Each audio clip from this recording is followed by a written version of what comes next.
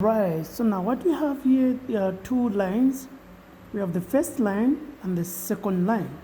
All right, now the only thing is we have a k here. All right, and I've been asked to find the value of that k because the standard equation of a straight line is in this form.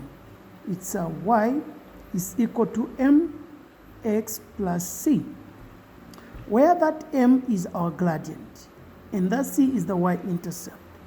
Right, so if you look at this one, all right, we have y, we have where there is m, there is k there, and x plus c, which is 12. So in other words, for this other line, they want us to find its gradient. So now how do you find the line? Because now the condition is saying that these two lines are perpendicular. So when the two lines are perpendicular, that means their product of the two gradients is equal to -1. When you multiply the two gradients, you should get -1. That's what it means. All right. So what we are going to do is we have this one, and this one looks like we have all that what you need. So, but it's not just in standard form. So we need to work on this so that it can be in standard form. Then we find its gradient. Then we'll be able to find the gradient, which is in this case a k.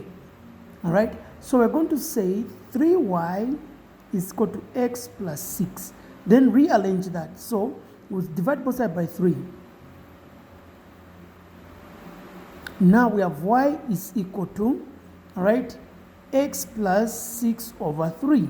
Then, is this the standard? No. What we are going to do next is we're going to split this, because now this is a single fraction, so I need to make them into fractions. So I have x over 3 plus 6 over 3. What I've just done is one and the same, because if I find the common denominator here, it's to be 3. Then if I say 3 into 3 is 1, 1 times x has to get x. 3 into 3 is 1, 1 times 6 has to get 6. So I won't change anything. Then after that, I get to believe that this x has a coefficient of 1. That's why we're saying 1x. There's 1x here. So I can simply say, right, 1 over that 3, then I just put x on one side. Then we say plus 6 divided by 3, I'm getting a 2. So if I bring in the standard equation of a straight line, it will show that now my gradient is 1 over 3. So for the first line, okay, which is as the gradient 1 over 3. So the first gradient is 1 over 3.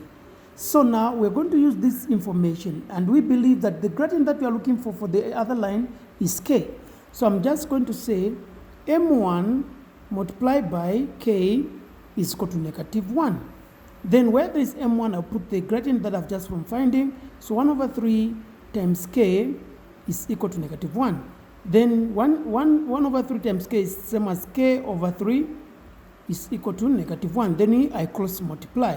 So k times 1, I'll get a k. Is equal to 3 times -1, I get -3. So now the other gradient for the other line is -3, whilst the other one is 1 over 3. That's how you solve such a question.